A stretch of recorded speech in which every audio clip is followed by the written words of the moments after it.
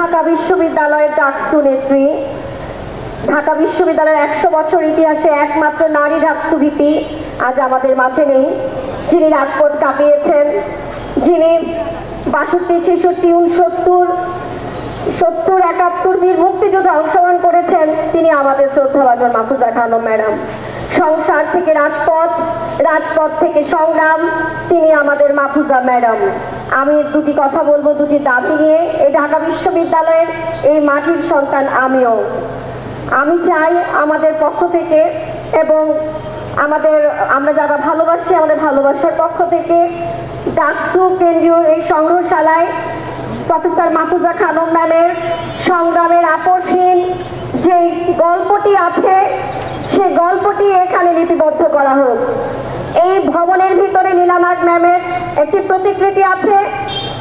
100 বছর ইতিহাসে ঢাকা বিশ্ববিদ্যালয়ের একমাত্র নারী ভিপি, তার একটি প্রতিকৃতিও দেওয়া হোক এবং তার একটি জীবনী ঢাকা বিশ্ববিদ্যালয় থেকে প্রকাশের উদ্যোগ নেওয়া হোক। ঢাকা বিশ্ববিদ্যালয় কর্তৃপক্ষকে ডাকসু ভবনের সামনে থেকে আমি এই অনুরোধটুকু বিনয়ের সাথে করে গেলাম। লাউ সালাম বীর মুক্তিযোদ্ধা মাহফুজা খানম ম্যাম।